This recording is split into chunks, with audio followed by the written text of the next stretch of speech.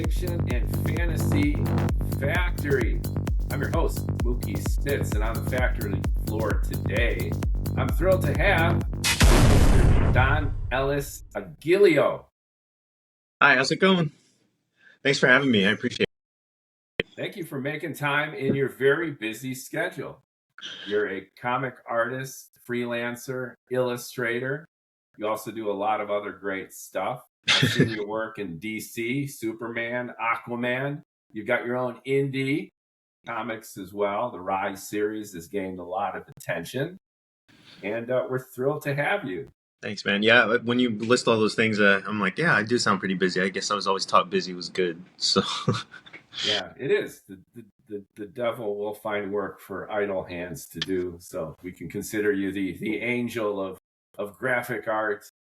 And it's good to find you. We're in between the Christmas and New Year holiday, so I managed to get you on the pod.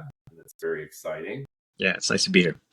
Yeah, we met at LA Comic-Con. So I was barking my science fiction book up on the first floor there in the West Gallery. Took over the LA Coliseum. It was quite a epic event, kind of crazy, but a lot of fun. Yeah, it's expanded a lot. So I'm surprised you found us. Yeah. I was actually on a hunt, which is part of my point. Mhm. I published my sci-fi novel June this year, and I'm like, wouldn't it be awesome to repurpose as a graphic novel? And right below, they had repurposed the parking lot of the LA Coliseum into Artists Row. And it was fantastic. You just walk by, and there's literally at least 100 artists, I think, down there. Probably Yeah, close to that. I think that was the biggest it's ever been. So it was a kind of a shock to all of us, the new format that they have there. Yeah, and you can tell us a little bit about it from your point of view, but from my selfish point of view as a novelist looking for a potential graphic artist, I was just hunting around, and I was basically just going by style. And your stuff immediately caught me and arrested my attention, both thematically for the book that I had written, but also overall in terms of its look, its feel, its intensity.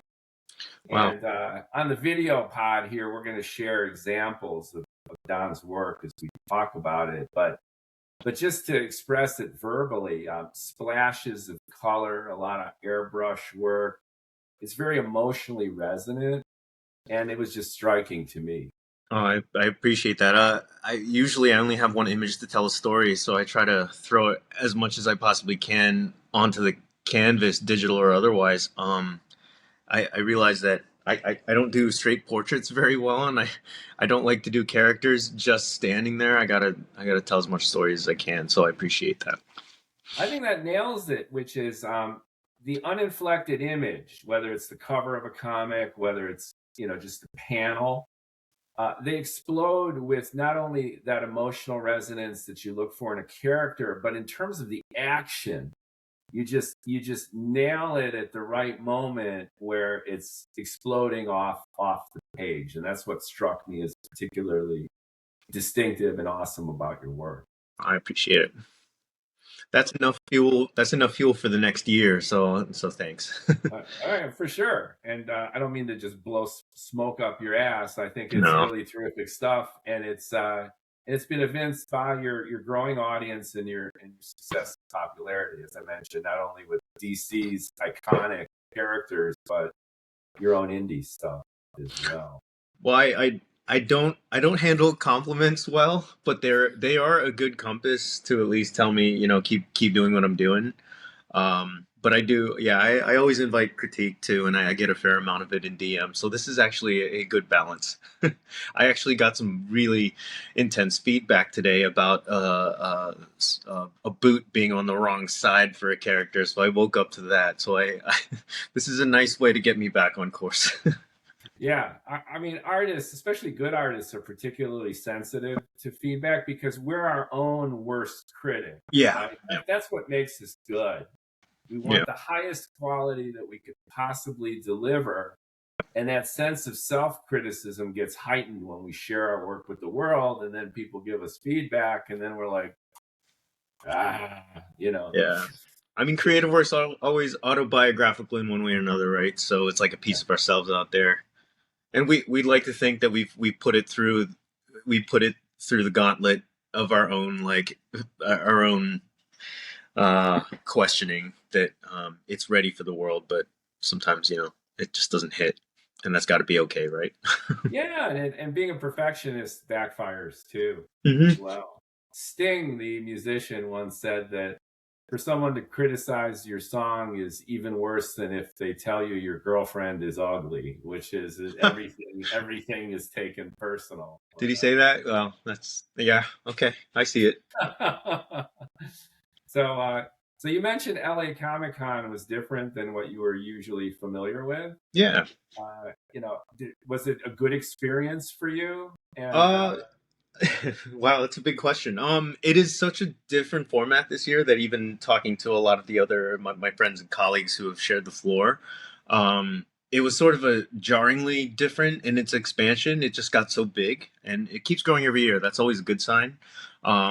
There are some strange artifacts on the floor, like an AI Stan Lee this year that didn't hit people the right way, and it just seemed a little convenient that it was on the first floor while we were put downstairs, and it was like it separated the AI elements from the artists, and I'm like, oh, I see what's happening here. they I were don't know if that afraid was of intentional, civil but war breaking out. They didn't want you guys to get violent. I can see that. And judging from what's been happening this year with AI, and I know we'll talk about AI later, but I know that AI has been contentious on the floor with people being, sort of dismissed from Comic Cons, and people were sort of reporting each other. And I mean, even I, in my digital work, have been accused of doing AI, and I'm like, I couldn't be more anti. I've done too much. I've done too many new drawing classes and studied way too much Baroque art to rely on a computer to do my work for me. It doesn't honor the training at all. Even if I felt like I needed, the cut in the work time, I could never resort to something like that. But yeah, 2026 is looking to be a battlefield for this, either in the courts or on the canvas. So I'm up for it. My gloves are on. Or do I take my gloves off? I'm not sure what the metaphor is. My, I mean, either way, the fight is imminent if it's not happening already. hmm. And having you on as an artist who does have integrity and what's most significant, your own style.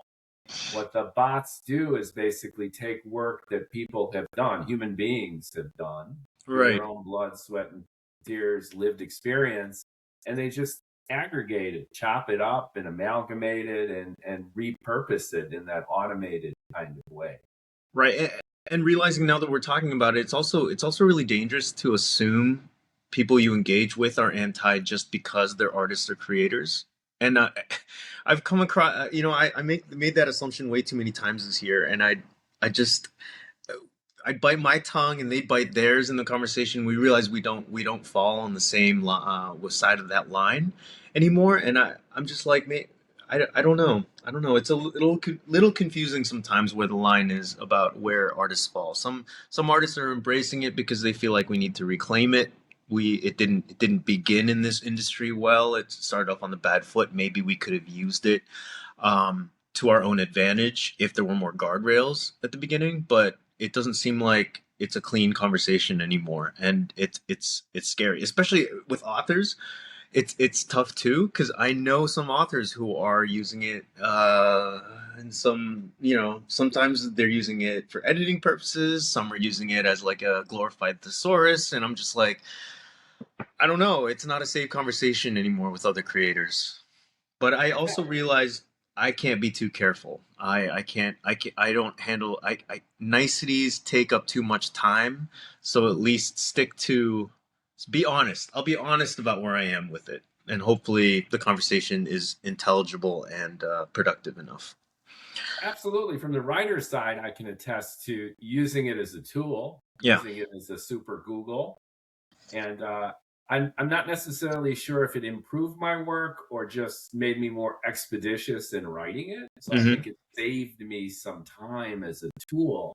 But when it crosses that boundary into doing the work for you Hmm. and impersonating even yourself, That's it. Yeah. then you've got a real issue with it. Right. What's scary is that when it learns your language and starts to sound like you.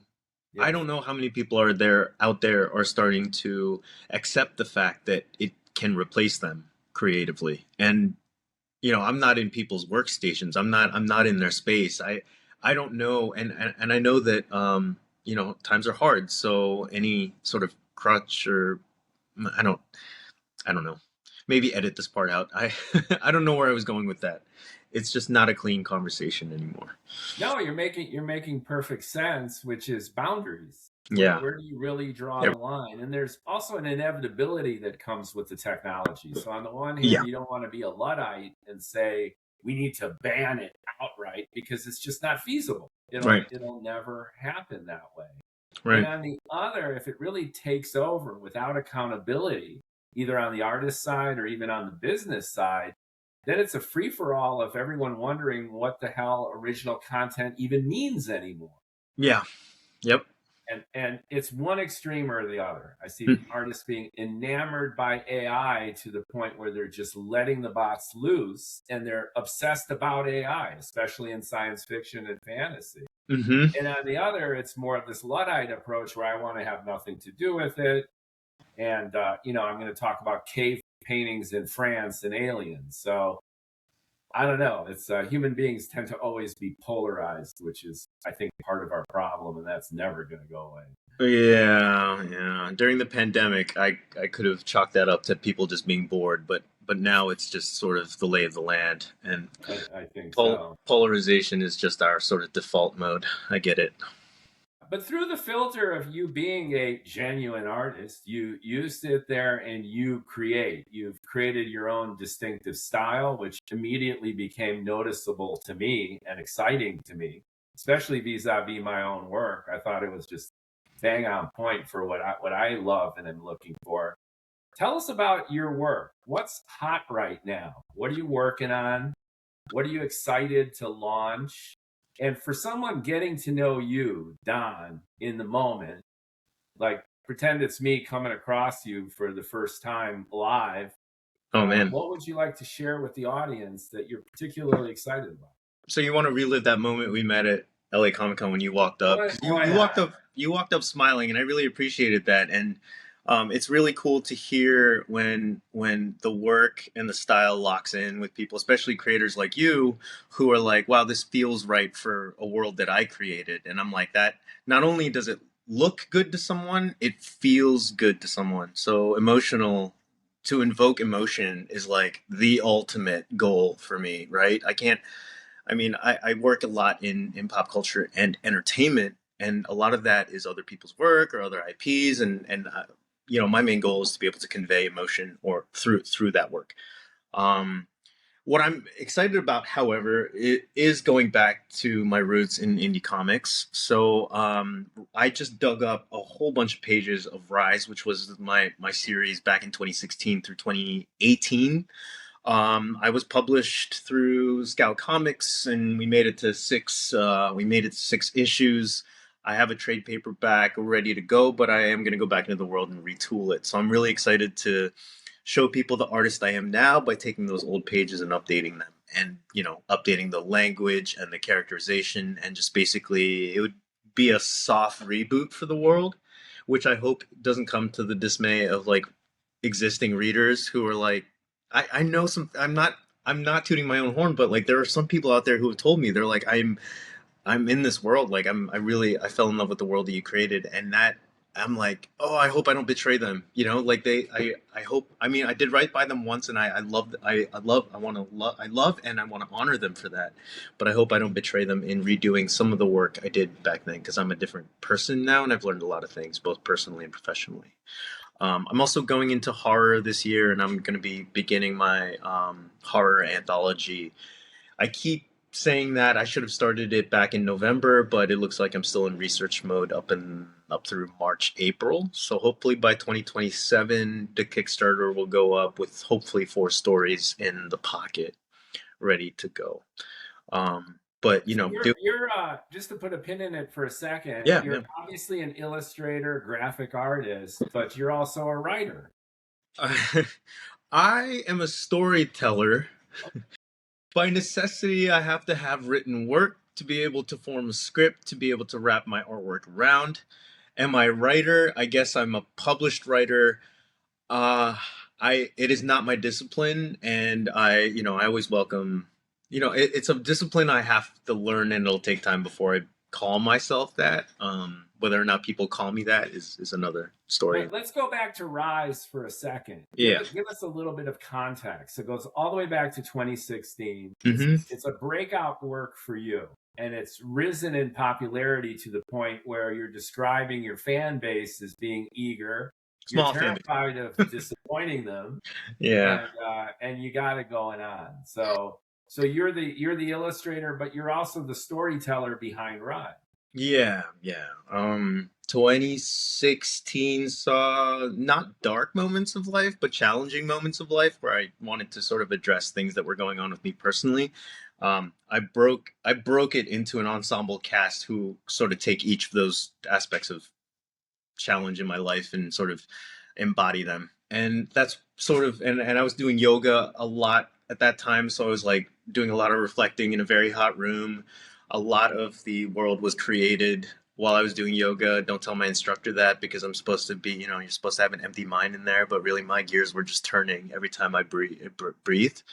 Um, yeah, so the context for that was, I was going through coming of age sort of themes. I was self-actualization, a lot of things that sort of resonate with growing up and taking on responsibility that you feel is too big, Great, too and it bad. sounds, embellished by and reinforced with even the title "Rise," like rising from Yeah. boyhood to manhood, proving oneself, that kind of thing.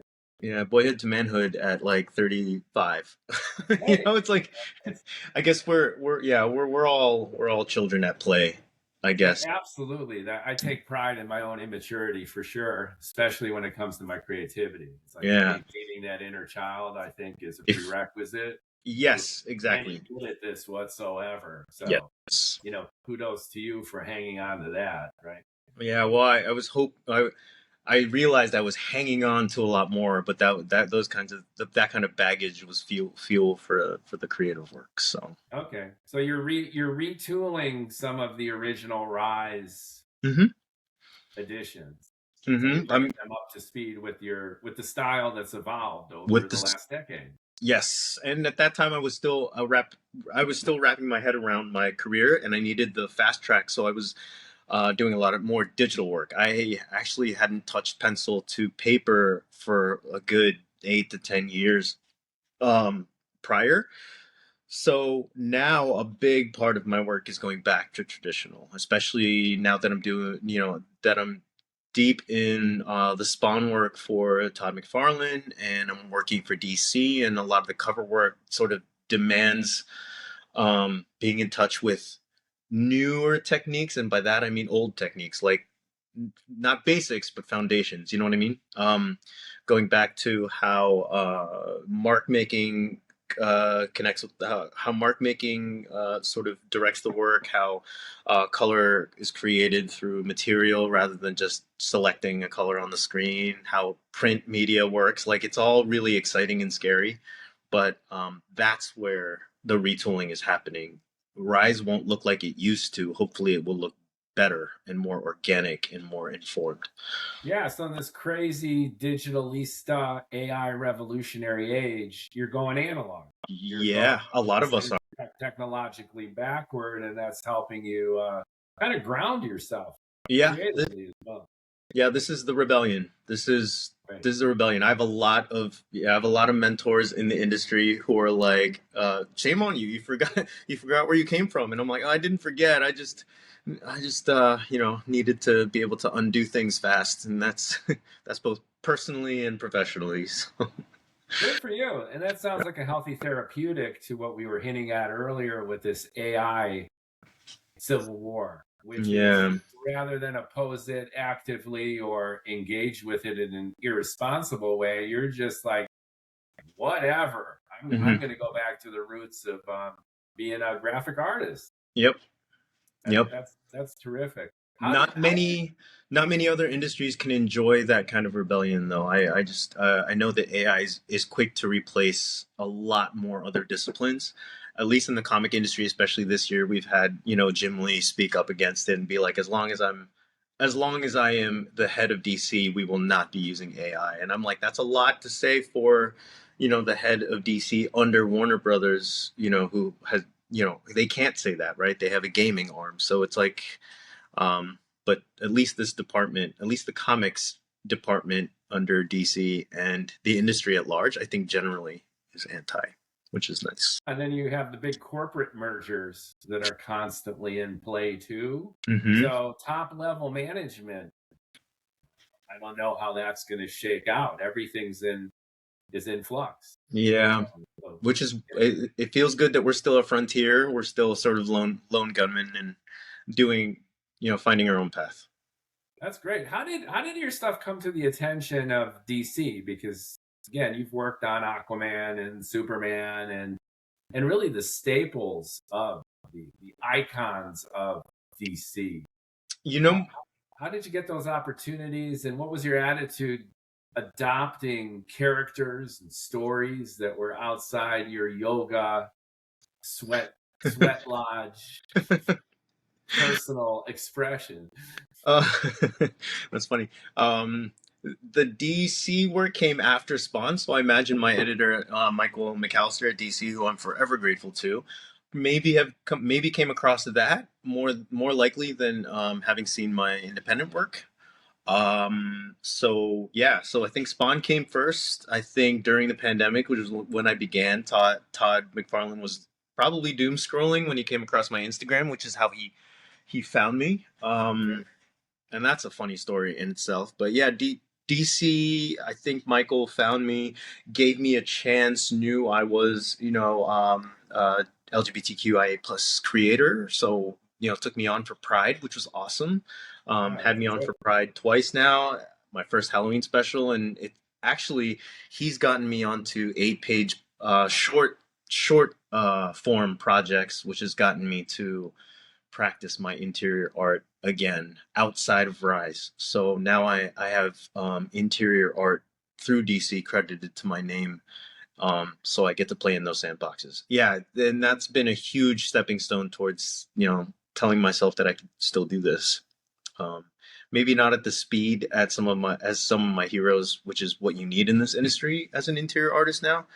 yeah. Um, but yeah, so that's my DC work, and so far he's been pushing me onto other editors to play in other to play in Gotham and to play in Metropolis. That's what they call the offices there. They call them by the different parts of the DC world. So Gotham's been a fun sandbox to play in, and now Paul Kaminsky has gotten me to do or is having me do um, a bunch of DC works currently. So Aquaman came out September. Green Lantern just came out. My Green Lantern 30 cover just came out Christmas Eve. Superman is is coming out, I believe, sometime this spring, and then I'm working on a new one for Wonder Woman, Batman, Nubia cover. So Very exciting. I mean, it's yeah, twofold. The one, it really legitimizes you in almost an institutional corporate kind of level, right? Because these are the behemoths of comics. yeah. And for you to be so independent and kind of come from left field with your own work, get recognized, then get integrated into the mothership Yeah. is must be phenomenal. And at the same time, it behooves you for being able to play ball, which is you get direction from other people. You need to integrate your unique personal vision with a legacy brand that's been doing its own thing. Yeah. And in the best case scenario, it brings out something that's greater than the sum of its parts, right? Everyone knows Aquaman, Superman, and then they get some Don. Yeah. Hopefully, yeah. DC has actually been really a lot of fun with working with their IP. Yes, they have rules, but a lot of the notes are, "We love your work. We want your voice to come out." They're very about representation. They're very about advocacy for artists at DC. I really love working for them, as I do Tom McFarlane, of course. But the notes are always like, just change it to this costume. Very very specific notes, but it's clear that they don't want like a vice grip on your creative process. So Right. it's a lot of fun working in that sandbox, to playing in that sandbox, and they're very playful with their characters, which is very cool. So I guess it's stay on brand. I Yeah, do marketing is the day job, and you got to stay on brand for your. yeah. You can't go off and in a sense violate the DNA of how people know these iconic brands and personalities and characters. But at the same time, especially in comics and graphic art, there's been this opportunity to really indulge the vision of individual creators to reinterpret and Mm-hmm. in many cases repurpose some of that iconic look and feel. Mm-hmm. So even when you go back to the Sandman Gaiman series, Oh yeah. using different, very, very different styles throughout each of the books.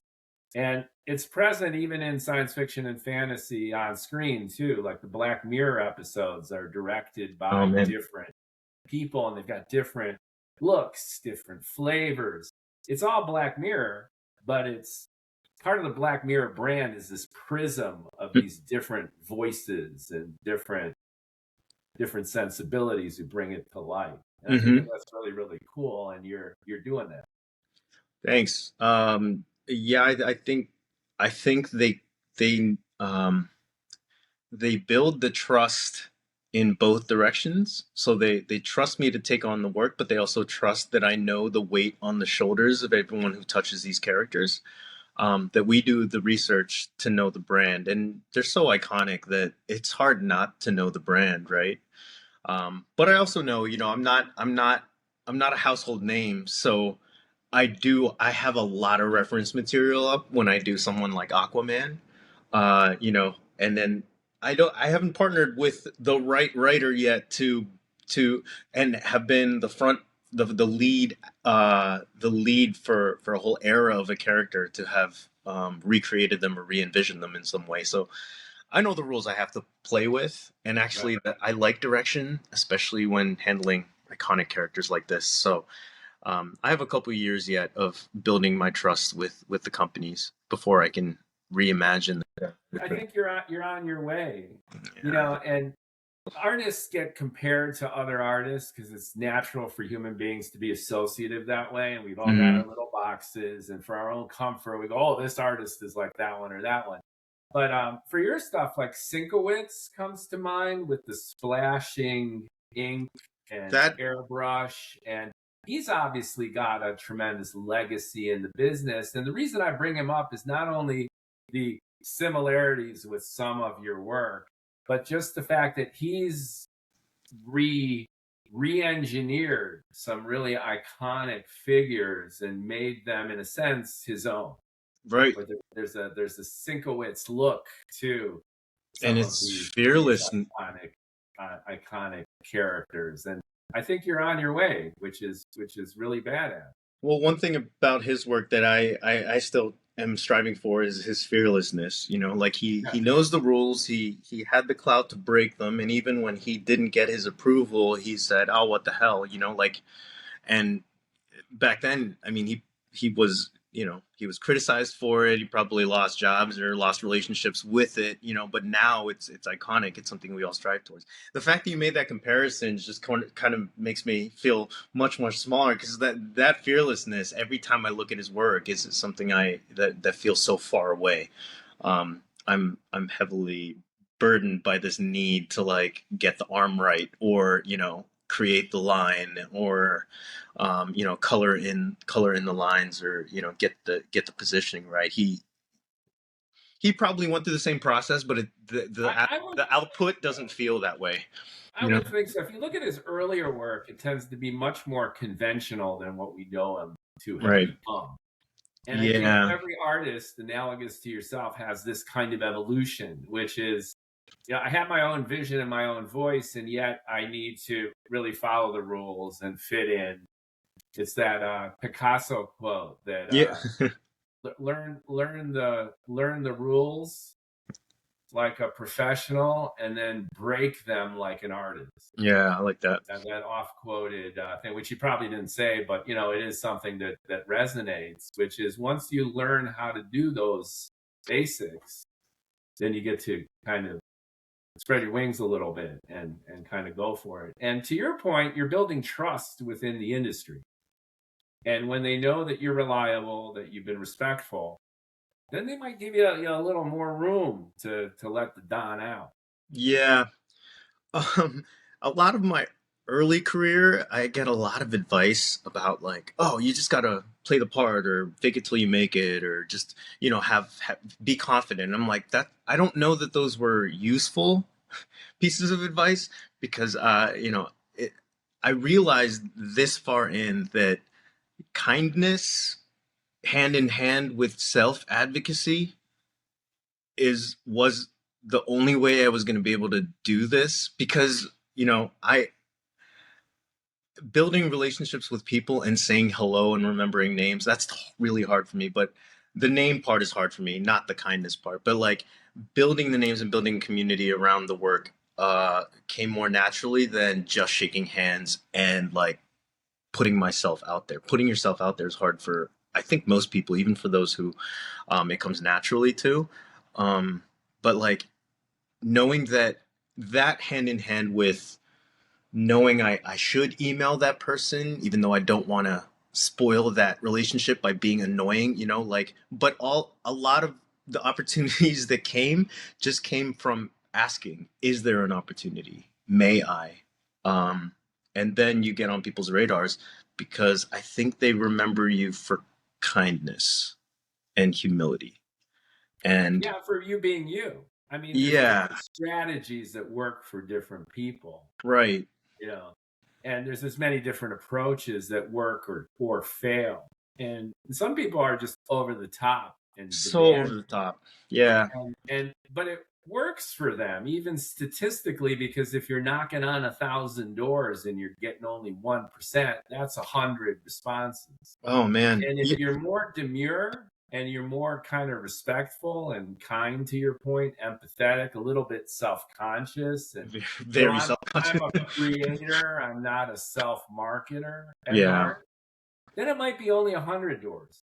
But you might get that ratio much higher because you're creating an emotional connection with I people. agree. So I think you got to be true to you, which is, Yeah, and people can see that. especially at cons, sitting next to different neighbors every time, I get to study people's engagement.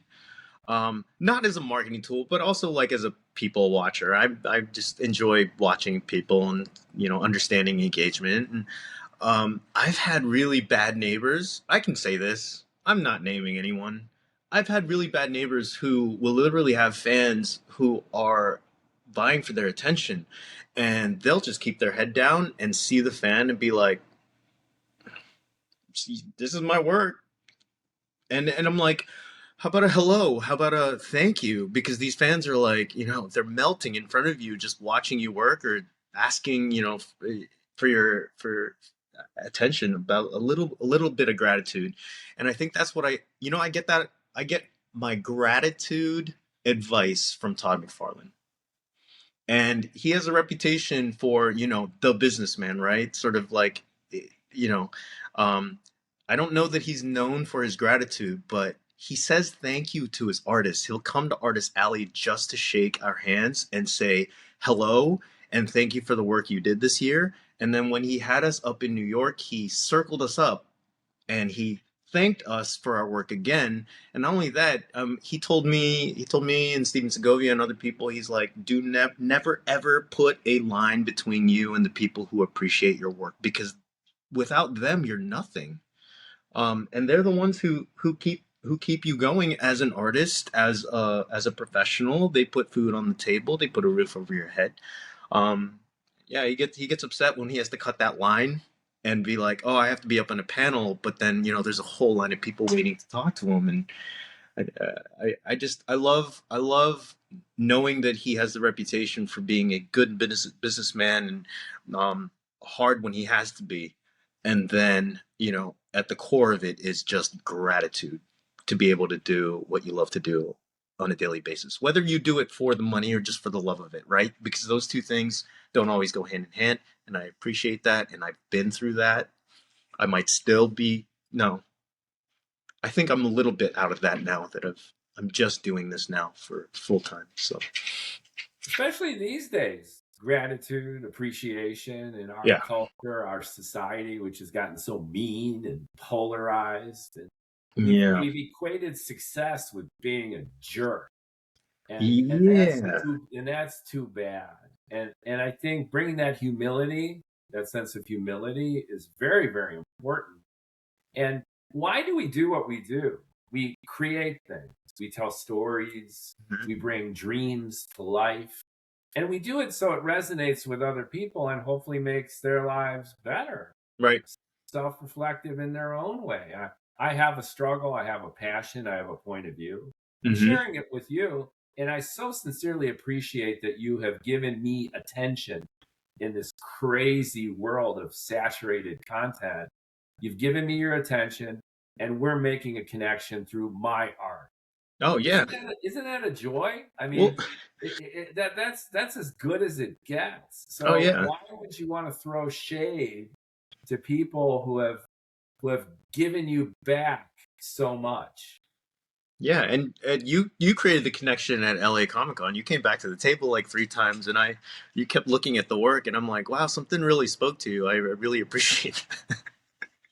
At 4 o'clock in the morning, you don't think about the person who might appreciate. You think about how tired you are when you're finishing this work. So thank you. I mean, it was a mixture of us connecting emotionally like that, but it wasn't 100% altruistic either. I honestly felt that your art kicks ass, and it was just bang on point for my own vision of my own kind of storytelling. Yeah. So it was a synergy in both ways, and I think that might not be an accident either, which is people connect on all sorts of levels, right? The fact that your style is what it is, coupled with your personality, coupled with our opportunity to connect, is in a sense what it's all about, which Yeah. is breaking down those barriers that other people insist on putting up, which is just unnecessary. Hmm.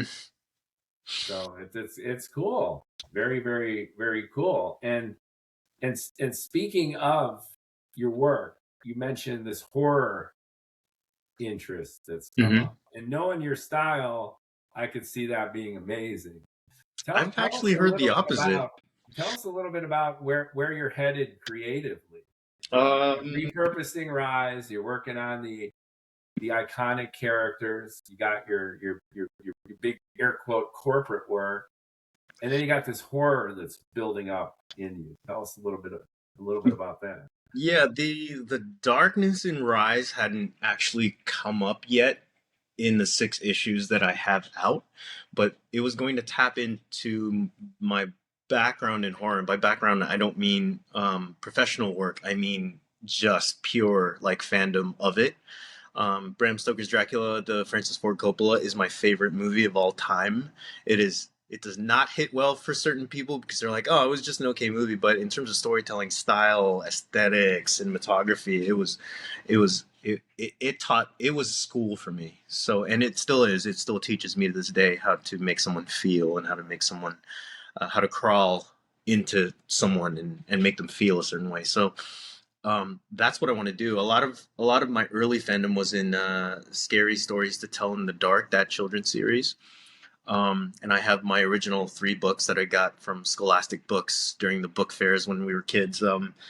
So that stuff still stays in my head as nightmares. Like some of those drawings are still festering in my head in a great way. Like I still think about the lady in the attic with the beady black eyes and the scraggly hair, and it was drawn a certain way, and the story was told so well that when you turned the page, just like a comic, even though it was prose, she hits you, the drawing hits you, and I'm like, that I want to be someone's nightmare 30 years in the future in a good way. You know what I mean? Did I say that? Yeah, I think that's how I want to say that. Yeah, I want to be able to do that. But with my current style, it's so it started off muddier, and now it's pulling in blues and pinks because it was someone challenged me to use palettes I've never used before, that I was scared of. Now going back into traditional like horror palettes is sort of a second language, or a language I have to relearn. But maybe I can use my current style and speak in a new language aesthetically with Oh, horror. I totally see it. The I splashes, the splashes and explosions of emotion and color. And to your point, you love your reds and oranges. You've got a Yeah, lot of that going on, right? I And then do. Yeah. going into the more melodramatic and kind of gothic, maybe purples and deep blues Right. And olive would be greens. Yeah. really interesting for you. Yeah. Yeah, and it's exciting just even talking about the color palettes.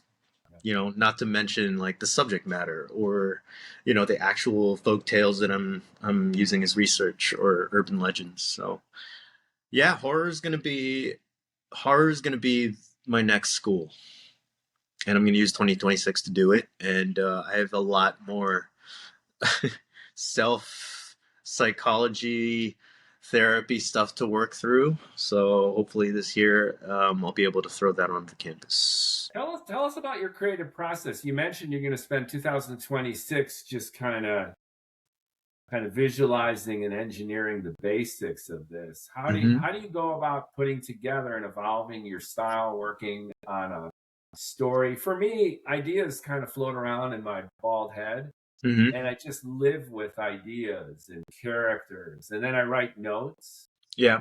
and then I'll do a draft. I'm a writer with text, right? I'm alphanumeric. I'm stuck linear on the page, Oh yeah, but yeah. I'm a visual creature, and Uh-huh. that's another reason I was so drawn to your stuff Oh, because I it's could tell. I could tell. The movie's playing in your head. yeah, it's When you came to the booth, your eyes like traveled. I was like, oh, okay. He's one of those. Yeah. that's how I work. And then after months of it percolating and a bunch of notes and outlines, I'll sit my ass down and be very immersive.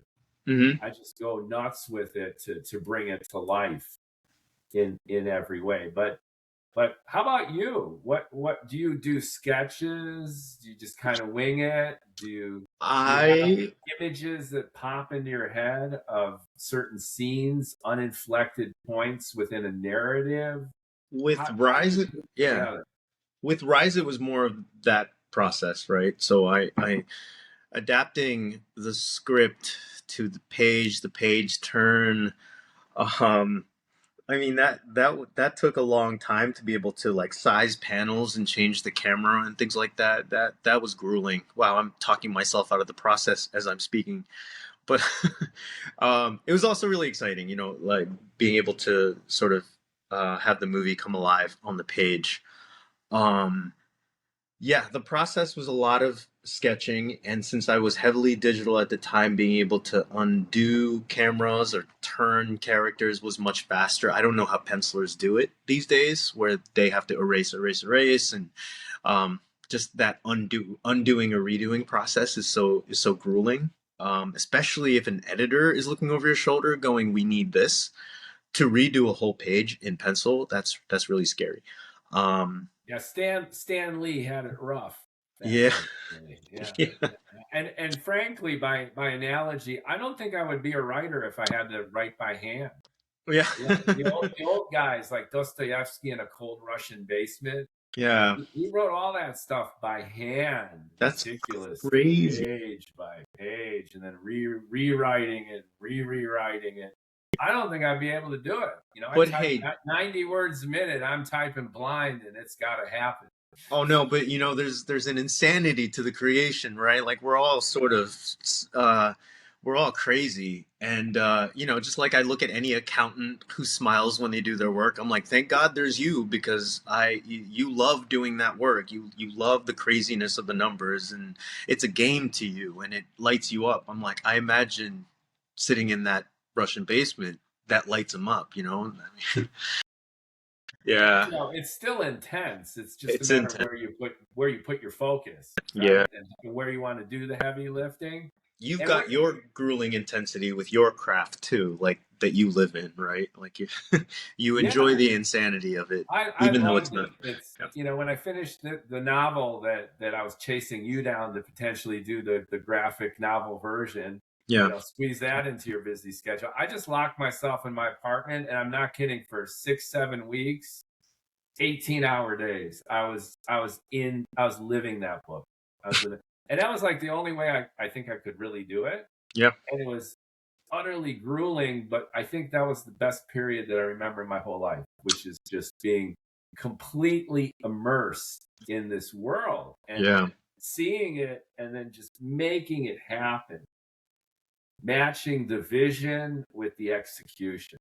And I'm That's and I'm assuming that delta is something that you struggle to overcome and join, right? You've got a vision for how this is going. yeah. It doesn't always hit the mark, but course correcting can be exciting too. Or Yeah. the happy mistakes happen. You know, um, just like I just like Bob Ross says, happy mistakes and stuff. So Speaking of AI, that's the biggest AI slop meme, which yeah. is him doing his paintings and talking about his grandmother's underwear and whatever. Oh man. Yeah, there's a lot out there. Oh my God. Yeah, that's pretty funny and tragic at the same time, right? Yeah, it's rough. To me, it's when I think about the work that you do, I think in terms of storyboarding. Hmm. So that's the essence, really. Like David Mamet said, when it comes to theater, and the same rules apply to literature, everything is the scene. You got the beginning Hmm. of a scene, you got a middle, and you got an end. And if you're a good writer, you get in late and you get out early. You don't give too much backstory because you let the drama emerge Right, from the right. characters with their conflicts, fighting each other with a clear goal in mind, and then you just kind of set them loose. But where it comes together, I think in your world, and to a certain extent in mine too, as a novelist, is in the scene. And the components of every scene can be storyboarded, whether you're actually creating a storyboard or not. That's how these roll out. Scene consisting of uninflected image, uninflected image, uninflected image. Hmm. And in that image, you got to capture that moment, which, to the point you made earlier, ultimately drives the story forward. Right. So a lot of that's Everything going is on unconsciously, but how do you do that? How do you make that happen? At what point do you start storyboarding your work, or is it just part of the same process? back this is part of the reason I have to retool it, because I had so much unnecessary how do I say this? I was primarily an artist back then, so a lot of the feedback I got from my editors was that there's so many beautiful images, and again, I'm not tooting my own horn. There were beautiful images that had to be covered by text and bubbles and things like that, and there were so many words that they would cover. It's like it was too much. It was too much. There was nothing. I A lot of it was unnecessary. A lot of it didn't ultimately drive the story forward, like you said. So, as the 6 issues went on, you could see that the art was more sparse and more uh, uh, yeah, a lot more deliberate, and Yeah, not and more just more flourished. confident in ways. Like Yeah, where you need the panel to get you to. Like yeah, where it's at in the scene, and every panel needs to do one damn thing. yeah, Same thing for writing.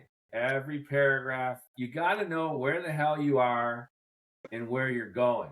Yeah. And that needs to be crystal clear, I think, to the Crystal. artist. No matter how abstract you are and how, you're going off, you're getting poetic or you're getting kind of whacked out, it's got to be based on knowing where you are, knowing where you're going to get to, because that's how people absorb this info, right? They want to Yeah. take you on a journey.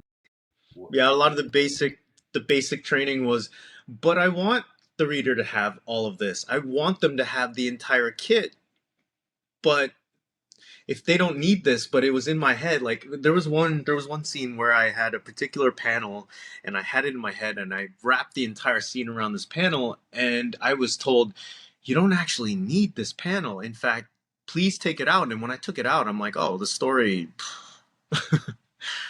I hated doing it, but yeah, ultimately it served the Yeah, narrative. no, And no shame in that. I think Tarantino was best, talking about film, because we're really talking about storytelling. It doesn't matter the modality.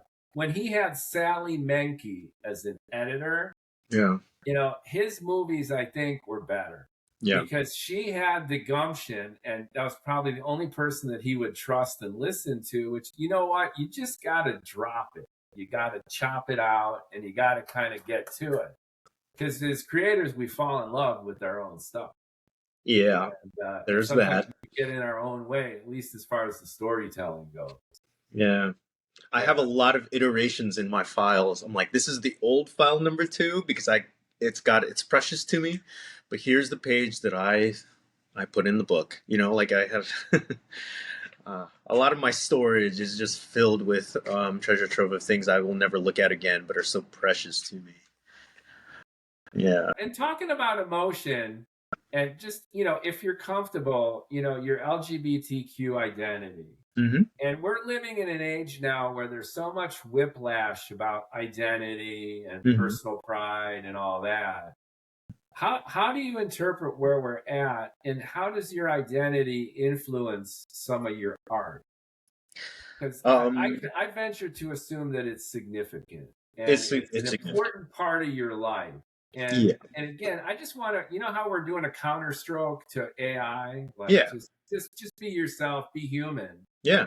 I just want to take a moment now, if you're comfortable with it again, to do a counter stroke to this pushback that, my identity is bullshit. It doesn't matter who I am and where I come from.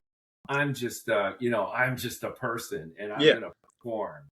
So I I'm call bullshit. I call bullshit on that, and I would love to hear from you how, your identity makes the difference. Yeah, I actually think I think the counter, it does matter where I come from, and it doesn't matter.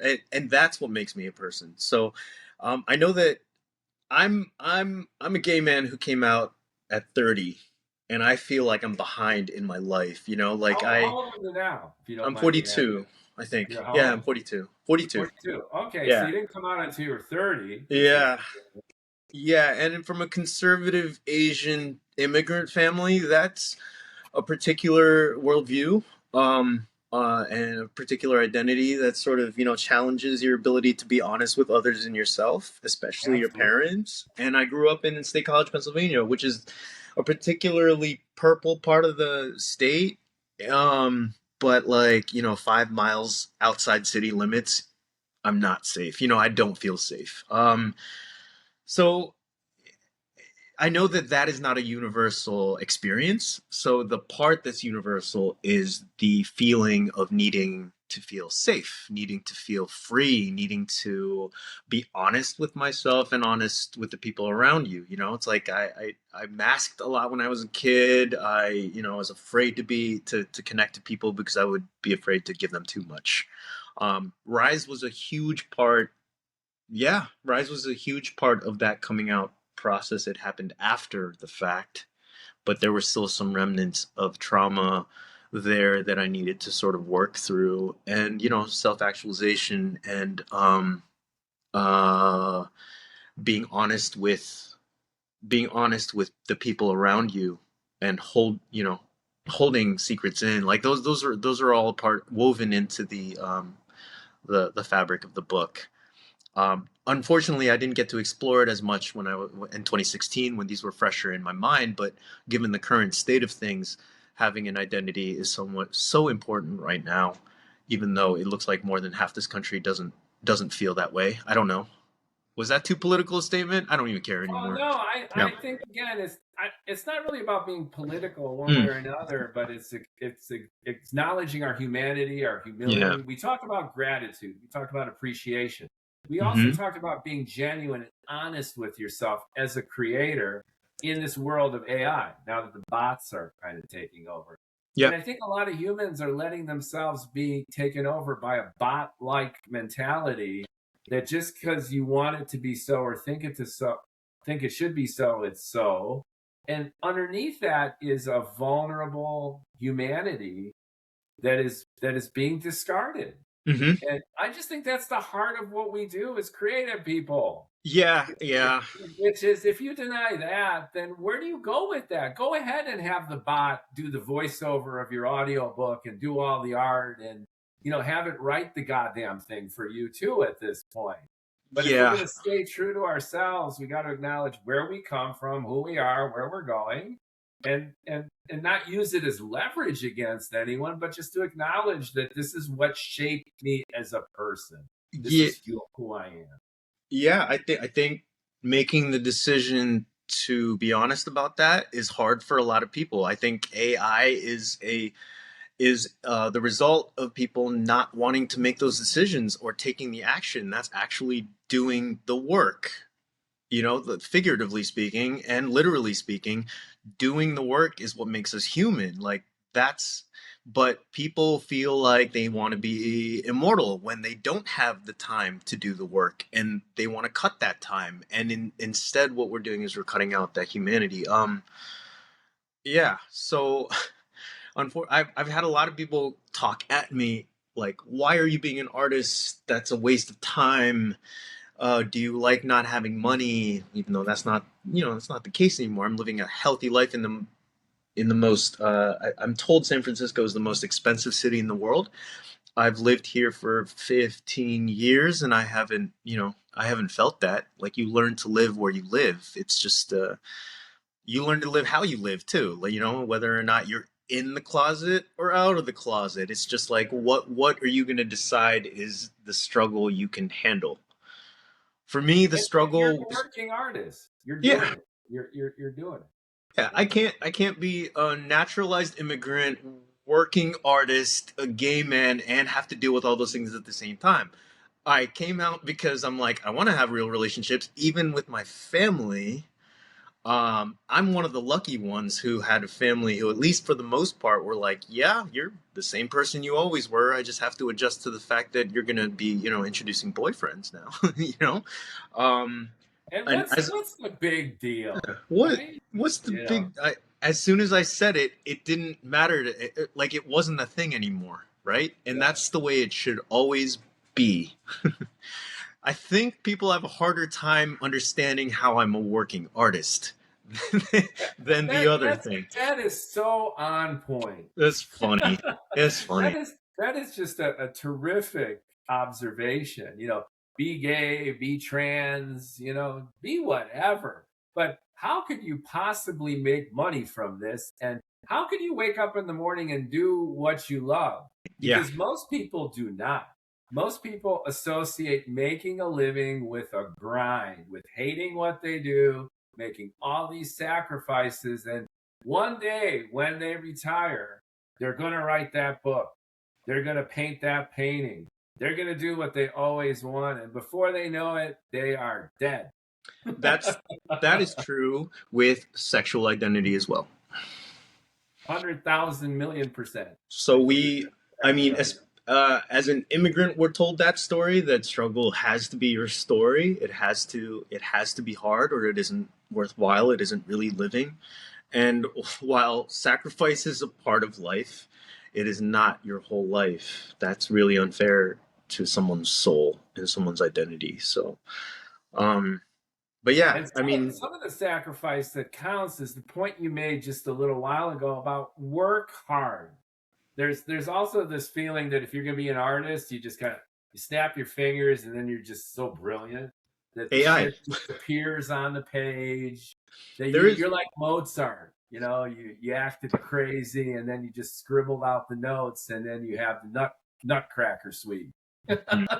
Well, they invented that, so Yeah, and if we are talking about sacrifice, it's the sacrifice and hard work of actually being an artist, where you live it, you do it every damn day, and it becomes a part of who you are. hmm And it's hard, and it's work, but it's glorious. It is so awesome in an analogous way where coming out would be awesome and accepting who you are and what you do would be awesome, and hmm actually going for it. Like, if you believe that you can do something that you love, then do something that you love, and then shit'll work out or it won't, but at least you're doing what you love. Oh yeah. And whether or not it's about sexual identity or a creative profession, we do stand on people's shoulders. Like the allyship in both those worlds, like I stand on my friends who have been like, yeah, oh my God, you're a comic artist. This is what you wanted since you were little. And, you know, some of my friends are like, yeah, I work in government and that's what I love to do. But like a part of me, you know, wants that, always wanted that. I'm just not an artist, you know. And even the editors who advocate for me, and then the allyship with, I mean, we stand on shoulders. We don't do this in a vacuum. We don't do this all by ourselves. And part of that, you know, is you build the trust and then it pays off in the end. The people will be there for you when you've shown them that, you know, you're being an honest and genuine person. Hopefully, not everyone is that lucky. I know that, but that's speaking from the privilege of having built those connections and trusts. So Absolutely, it's community. So you're yeah, talking about the artistic community. You know, you're like-minded souls. Rising tides raise all boats. You don't need yep, to have to compete and kill each other and be political about it. Be shady, right? yeah. Especially in recent years, people have been talking about how saturated this industry is, whether it is the literary industry or the comic industry, and I'm like, why are ideas supposed to be contained in a finite space? I don't understand how that works. I don't really understand how that works. We have almost 8 billion voices on this earth. None of them are exactly alike. I don't understand how that works. And they're looking at finite as in money, I think, right? Not ideas. It becomes a zero-sum game Yeah. of raw competition because resources are finite, but imagination, to your great point, is not, Yeah. at least in realistic physical terms. It's boundless. And if one person does something and then you do something else, and even if there's a little bit of overlap and influence, that's really part of the creative process. And there's really plenty to go around. All it takes is that commitment and hard work. And Yeah. people can recognize that. You know, when people meet and see each other, this idea of being dedicated to craft and hmm living the life, it's kind of like Fight Club. You know, you Yeah, don't it is. necessarily say you're in Fight Club, but you could feel it that this motherfucker is hard at work every damn day doing their art. And You've when got two, you've got your bruises. You know. yeah, Yeah. yeah, yeah, Yeah. yeah, people can see that, right? And it might not be like a black eye and stuff, but Sometimes it is. yeah. But Sometimes you slam your head into the desk out of exactly. exhaustion and wake up next to your, open laptop, right? Yeah. Like, George Lucas, when he was writing the script to Star Wars, apparently had scissors, and he would like neurotically clip his hair. ooh. And he was like all patchy and almost bald before he finished finished Star Wars. So, Do you you know, have your nervous ticks? well, as you could tell. Yeah, my nervous tick is just I do some pacing. You I'm a pacing. compulsive coffee drinker, and I get into these like hypermanic, like immersive states, like Mm-hmm. finishing the last novel, where I'm just nuts. I'm all the way in. I'm in full like Mookie monk mode, where That's it's awesome. just I'm sleeping, eating, excreting, and working on Yeah, it. that's awesome. Yeah. The pacing helps though, right, with your creative process, or is that an empty mind thing, or what? It totally helps. And Yeah. and you know, I'm amalgamating ideas and thoughts and feelings over the course of like months. And then I can't balance my checkbook, and I'm a total moron when it comes to a lot of different things. But when it comes to like my story and my ideas, it all fits in here, and it's just gelling. I see Hmm. it all, and that's so pleasurable to me. Just like a way of operating. That's awesome. Yeah, I wish I could draw in pace. I can't do that. Everyone's got their own style, which is not only in terms of like output, but in terms of the process itself. And as long as you work hard and keep grinding, I think good things will happen. Hmm. So thanks so much for your time, Don Oh yeah, thanks for having me. This was Aguilio. yeah, this opened me up a lot more than I had anticipated. Not that I was underestimating the thing, but I was like, we went into some stuff there. I appreciate that. But this is how I like to roll, which Yeah, this is is good. if two people make the time to actually sit down for a podcast, Yeah. if you don't get to where we went to, then what's the damn point, right? Because Yeah. People yeah, already know and see the work. I agree. I can't really yeah, talk about the work too much. People want to yeah, know what's behind it. So it's cool to see the two humans behind the work. and what's behind it, as far as your work goes, is one cool cat. Thanks. And I'd love to catch up with you in like 6 months to see how the horror's going. And Both in, on and off the canvas, right? yeah, absolutely the Yeah. horrors. Yeah. So thanks again, and Same. thanks for watching and listening to the Science Fiction and Fantasy Factory. I'm your host, Mookie Spitz. We've had Don on board in the factory floor, and it's been wonderful. Like, comment, share. In the description below, I will put links to Don's The Art of Don Aguilio, right? .com is Hmm. your website. We'll put Yep. that in there. And any other assets or links or resources so you can go check out more of Don and keep the conversation going. Thanks. Thank you so much. Appreciate it. Keep going.